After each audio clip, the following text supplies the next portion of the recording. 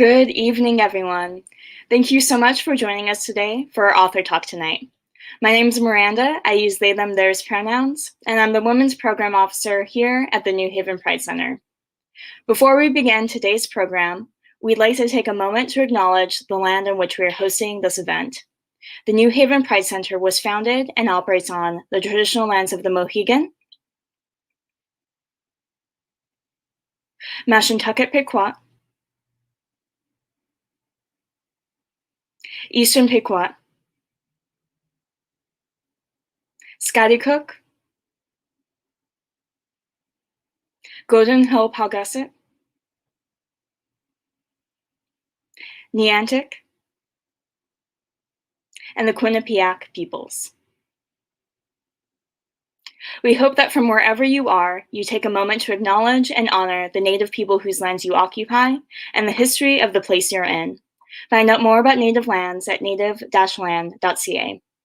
Now, I'm so excited to welcome you to today's program. I'm really excited to have you join us for our author talk with poet and politician and activist Andrea Jenkins.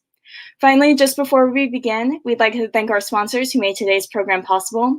Thank you, C2 Humanities and People Get Ready Books, for all of your support. Your support helps facilitate important events like this one. If you'd like to know more about sponsoring programs like these, please feel free to reach out.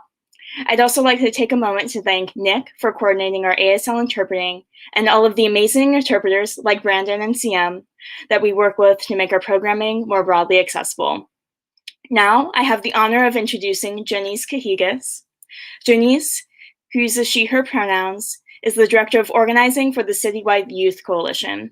Jahnice is a Strategic Council member for the Parent Family Foundation. She's also previously interned for Planned Parenthood of Southern New England. With them, they successfully launched the state's first queer camp specifically for youth of color.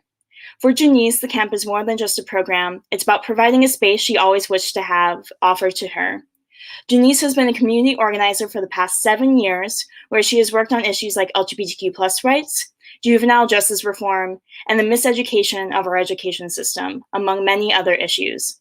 Overall, Jahnice is a true organizer and leader in the state of Connecticut who exudes the spirit of a new generation of youth that are politically conscious and personally committed to improving the community for the better.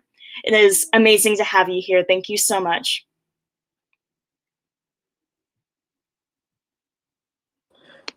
Sorry, I was muted. Thank you so much for having me. It's truly an honor to be here with you all tonight.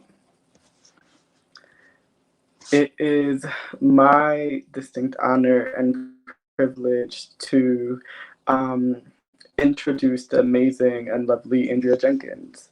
Andrea is the first Black transgender woman to be elected to public office in the States. She was elected to the Minneapolis City Council with 73% of the vote. A poet, an artist, as well as a public official, Andrea is the author of the poetry collection, The Tea Is Not Silent, New and Selected Poems, and contributor to the acclaimed anthologies Queer Voices, Poetry, Prose, and Pride, A Good Time for the Truth, Race in Minnesota, and Blues Vision, African American Writing from Minnesota. Jenkins is currently the oral historian for the Transgender Oral History Project at the University of Minnesota Libraries, documenting the lived experiences of transgender nonconforming people in the upper Midwest and the United States. Previously, she worked for 12 years as a policy aide to 2 members of the Minneapolis City Council. Thank you for joining us, Andrea. Hey, Jahnice, how are you? I'm doing great. How are you? I'm hanging in there. You're getting lots of love in the chat, girl. I love it. I love seeing the shout outs. There is so much to talk about. Your poem collections, The Tea Is Not Silent, is truly just an amazing collection. And it takes us through your very personal journey as well. And it's truly so much to get into. And I would love to start with one of my favorite pieces, A Requiem for the Queers, or Why We Wear the Color Purple. Yeah. there's so much to unpack in this one piece specifically, but there's one piece I want to talk about, and it's how do we begin to redefine womanhood and the narrative around womanhood through a trans lens, right? And in your piece, you specifically write, we wear purple because we have to rewrite the narrative of what is and who is a woman. Yeah.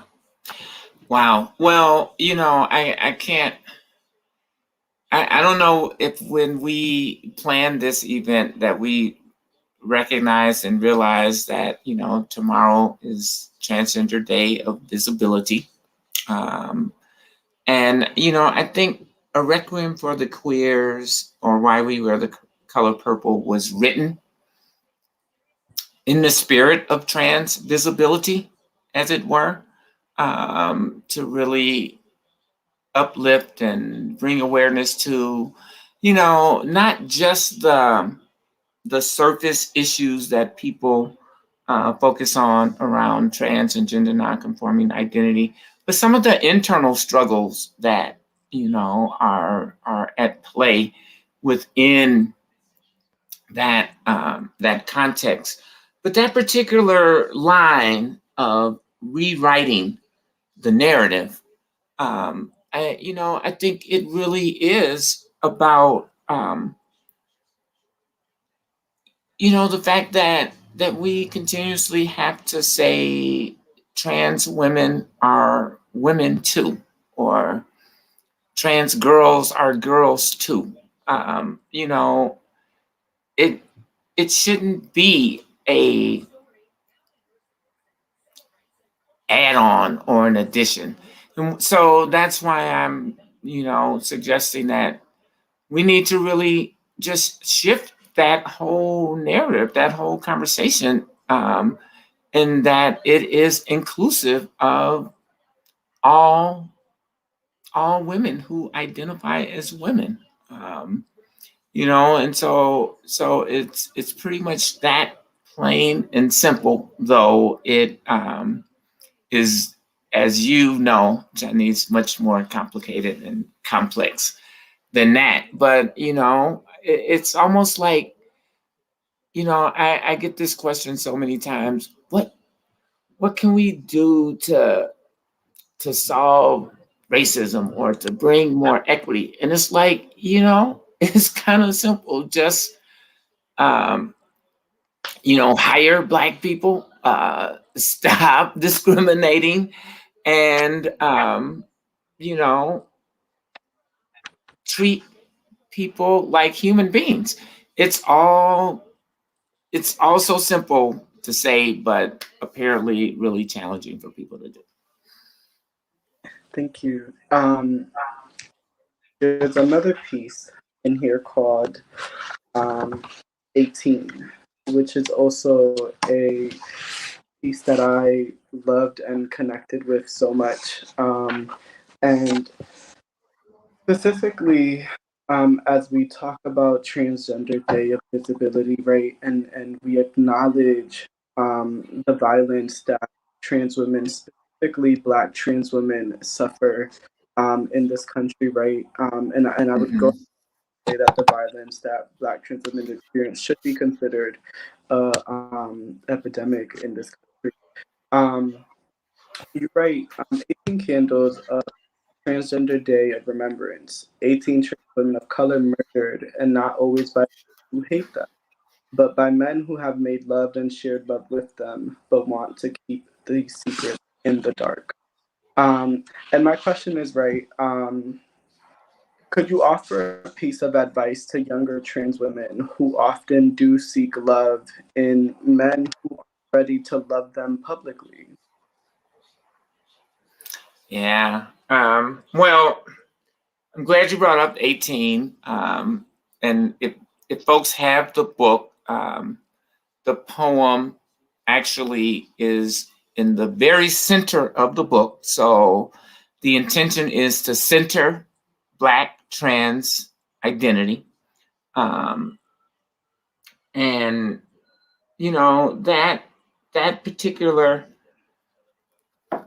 line, wow, do I have advice? I mean, we all need love, right? Like that's a human, not only desire, I believe it's a human necessity.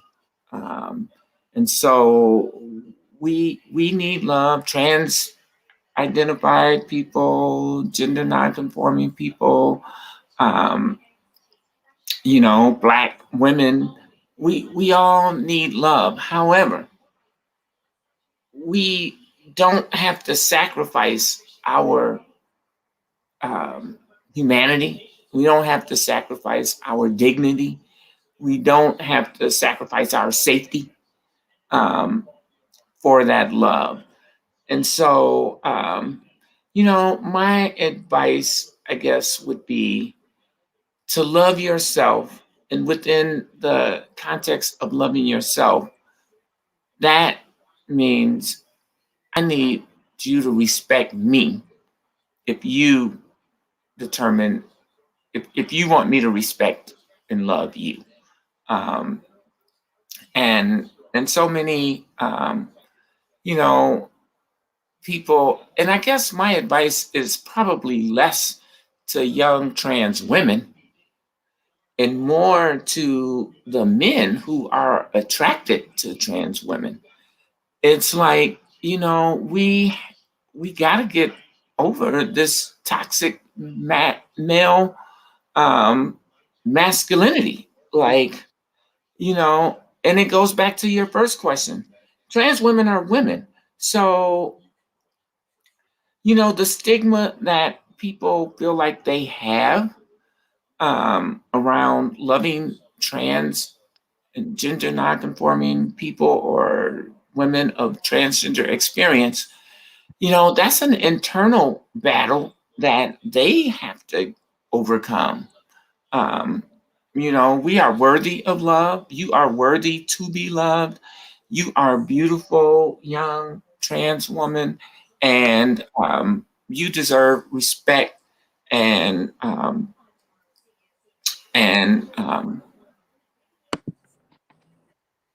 and love fully and openly. So that would be my advice. And to men who are attracted to trans people, you know, trans and gender nonconforming people have really paved the way for you to accept yourself as a person who loves trans and gender nonconforming people. So, you can do it. It's not that hard. We have opened the space for you to accept your own identity as a person who loves and in love with trans and gender nonconforming people. Yes, thank you so much. Now, you often mention that the personal is political. And I would love to talk a bit more about that, right? And talk about our current political climate that we are in, right? You That's represent an Audre Lorde quote. I will just say that's not me, but yes. you represent the district where George Floyd was assassinated and murdered by the police. Um, and we are currently watching the trial all across the nation. Um, I'd like to talk a bit about how has that been for you as the city council member for that district specifically, um, and as a Black trans woman as well. Hmm. It has been enormously challenging, Jahnice. Even more so than I had anticipated. The emotional trauma that we're all reliving. I hadn't watched the video for a long time. All the TV stations had thankfully stopped glorifying and stopped just continuously replaying Black trauma and Black death. And so I wasn't quite prepared to see it in its entirety over and over and over again. But not only that, I mean, the city of Minneapolis is really, I don't think we really calmed down since last summer. I mean, you know, the protests that started 2 blocks from my house and lit a fire all around the world has been that same tension has been kind of in the air since May 25th, 2020. And it's, you know, the trial and the impending nature of the trial, and now subsequently the trial beginning, that tension has only heightened. You might imagine that, you know, we have barricades and barbed wire fences and, you know, concrete barriers all around town, all around government buildings, which, and about 1,200 National Guard soldiers and multiple police departments from all around the region. And so there's a very tense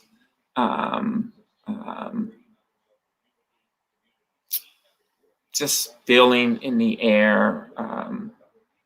There have been many protests. Everything has been peaceful, thank goodness. But there have been, I would say, hundreds of protests that have been going on since the beginning of the jury selection, and then subsequently now the trial. And, you know, there's that tension. People seeking justice. People want to have justice. You guys may have heard about the fact that the city council did settle with the family for what they are calling a historic settlement, $27 million. But that's only partial justice. We need to see a criminal conviction for a criminal act. And that is what I'm hoping for. And I know so many people in our community and in New Haven, but in the country, you know, there's been a very significant uptick in crime that has happened. This community and myself and my past summer. And, you know, and we've begun some of that process. We moved $8 million from the police department to set up an office of violence prevention, which will include a mental health response for, you know, issues that don't necessarily need a police response. And if we can do that, learn about some of these organizations that are out here in the streets and supporting activists who may get arrested for civil disobedience, to help them support their legal bills, you know, and of course, you know, being out there in the streets is one way to do it. But also a lot of my activism comes from being on boards and, you know, kind of thinking strategically about how do we deal with some of these issues. You know, I have multiple sclerosis, so I can't really march out in the streets like I used to when I was much younger and more physically able. You know, so I think those are some of the ways that people can get engaged in activism without necessarily being in the streets. But that's a powerful signal too, and a powerful tool for bringing awareness and attention to issues that are impacting our communities. Final question. For younger trans women like myself, we look up to you and we look up to people like Janet Mock and Laverne Cox, and all of you who do such amazing work. My question is, who do you look up to? Who are some of the inspirations and people that you draw inspiration from? Yeah, well, I'm looking up to you now, Jahnice.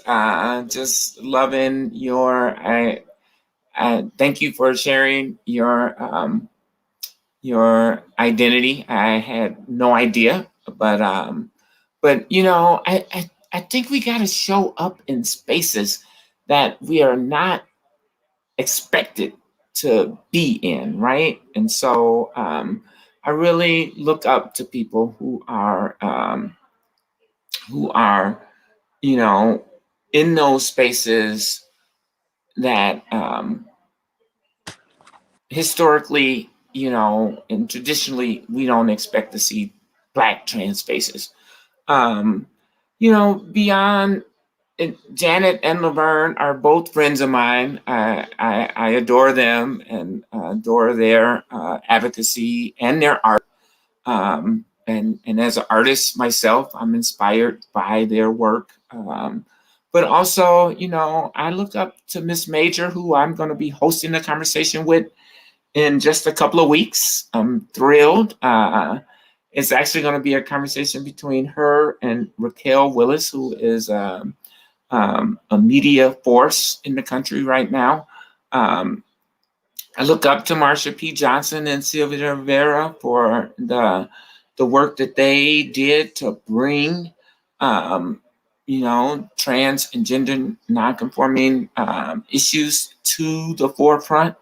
You know, but I also look up to Harriet Tubman. I swear to God, and I know people always think, oh, that's such a cliche, but last year I was right before the pandemic hit.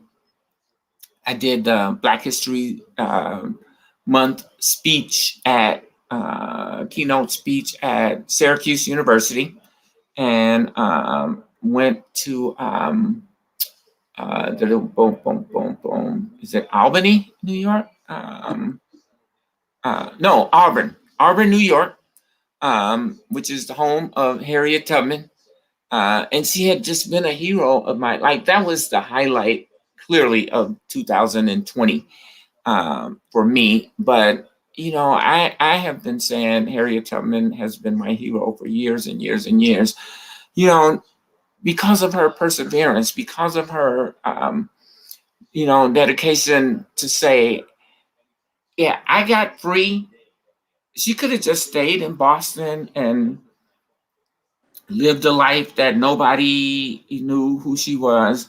But she didn't do that. She said, I can't be free until everybody is free, which is the same message that Audre Lorde, who I also look up to. You know, we are not liberated until each and every one of us is liberated. And so the work continues. Harriet Tubman, Audre Lorde, Michelle Obama, Kamala Harris. Yeah, I mean, I try to glean inspiration and motivation from many parts. I grew up in Chicago, actually in the same neighborhood, South Side, maybe not the same neighborhood as Michelle Obama, but we are very close to the same age. And I knew lots of women like Michelle Obama growing up in Chicago. And so I absolutely look up to her and the example that she has set, and so many others, including you, Jahnice. Thank you so much. It was truly my honor to be able to speak with you tonight about your amazing work. And I would encourage everyone watching to go out and get The Tea is Not Silent.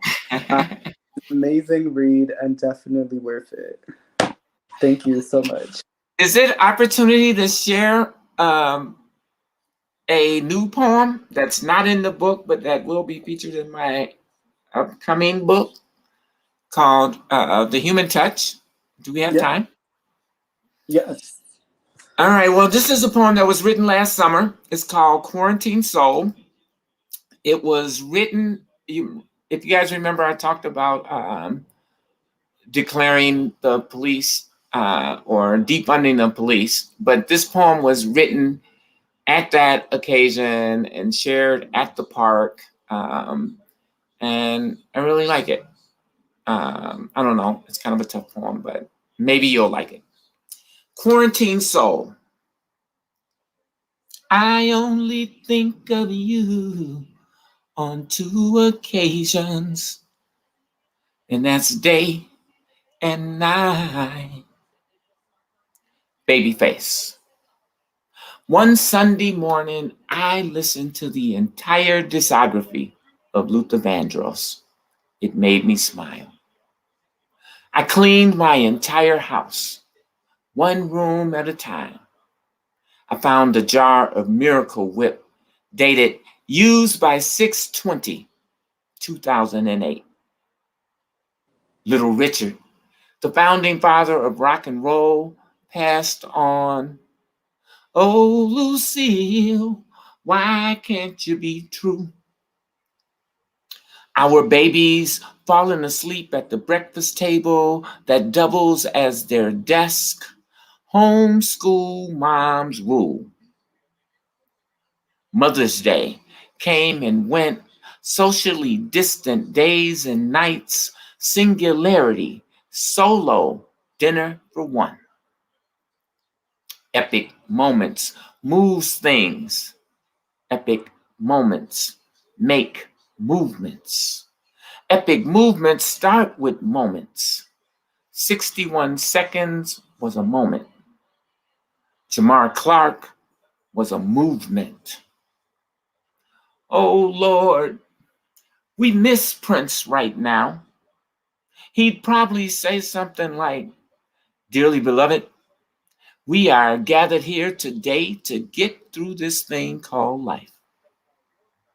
Prince went to Baltimore, wrote a song when Freddie Gray was killed, was murdered, throat crushed, back broke. Yeah, Freddie got the knee choke too. There's a deeper, darker side, nefarious forces operating just under the surface. It's like watching The Last Dance. Make you want to stand in line for 48 whole hours to get them new Airs or Yeezys or that Popeye's fried chicken sandwich. Yeah, that's my addiction. Love it when mama frying up them wings in the kitchen. Yeah, but now we can't breathe. Because Ahmaud Arbery was murdered in the streets and Breonna Taylor was murdered in her sheets. It's being treated without respect. It's having to fight for everything. It's not getting the same chances. It's being left out like you don't matter. It's death. I grew up listening to Public Enemy in real time. I dialed 911 a long time ago. Don't you see how late they reacting? They only come and they come when they wanna, then bring the morgue truck and involve the coroner. Quarantine blues. Sitting at home thinking of a master plan. Elizabeth Alexander asked, what if the mightiest word was love? We sing songs, dance dances, paint pictures, documenting our pain for the world to witness. But nothing changes. Nothing ever changes. Minneapolis, goddamn, we can't breathe. The EPA eased restrictions on polluting our communities. Coronavirus attacking our lungs. America's got its knee on our necks. Mama, it hurts. My back hurts. My stomach hurts. Everything hurts. They are gonna kill me. White supremacy is a public health crisis, and we got the cure.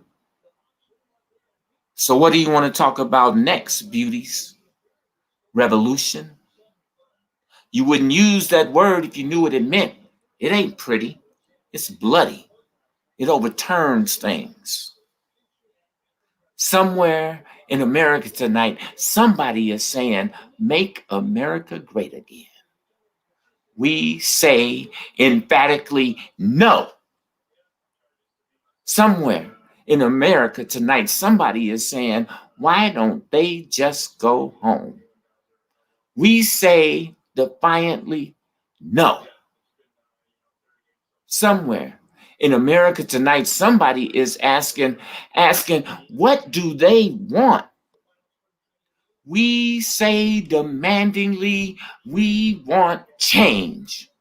Change the way we educate, change the way we employ our communities, change the way we live and treat each other, change the way we keep our communities safe. There's a new breeze blowing in. Young voices are taking over. When you put your knee on George Floyd's neck, you woke up a sleeping giant. Young voices said, no.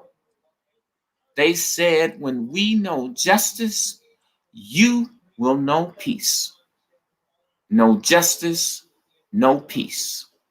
Hashtag Ayana Dior, stop killing Black trans women. Thank you. That was lovely and just beautiful and amazing. Thank you for sharing that with us. I will now pass it over to Miranda. Thank you, Jahnice. So pleasure to be in conversation with you. Thank you both so much. That was incredible. Thank you for sharing that poem with us. I wasn't expecting that, and that was just absolutely amazing. And it was a real honor to be able to have this conversation. So thank you. This is so incredible and so above and beyond everything that I even hoped for, and my expectations were already really high going in. So thank you. And I just want to say thank you for your vulnerability too. Times are tough with the trial, and here in New Haven, there were 2 domestic violence homicides in the past few weeks, and 2 mass shootings that we've seen across the country. And I think it's just a time for us to come together right now and to be able to share connections like these. And it's conversations like this that give me a sense of hope that we will have that change, and that we can demand that change. And so it's just a real privilege to be able to learn from you. Andrea, I know you have to go to your class at 7:30, so I'm going to let you hop off and just give a quick closing outro. So thank you, everyone. And thank you, Jahnice, for being the amazing human being that you are. Absolutely adore you. And thank you, everyone, for joining us today for our author talk with Andrea Jenkins. If you liked what you saw, you can join us for future book club discussions and author talks by registering at our website.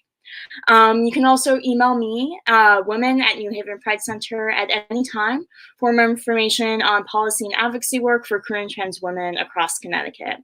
And just remember that the center is here for you year-round with our programs, support services, case management, and more. And you can find out more about our upcoming programs at newhavenpridecenter.org. Don't forget to follow our social media, including at New Haven Pride Center on Facebook, at New Haven Pride Center on Instagram, and at New Haven Pride on Twitter, and subscribe to our YouTube channel. You can also consider joining as a member for free at newhavenpridecenter.org/join-now, or donating to us at newhavenpridecenter.org/donate. Thank you so much, and have a great rest of your night. This was truly an honor to be here with you all, and I hope you take care of yourselves and continue to fight for justice tomorrow. Thank you.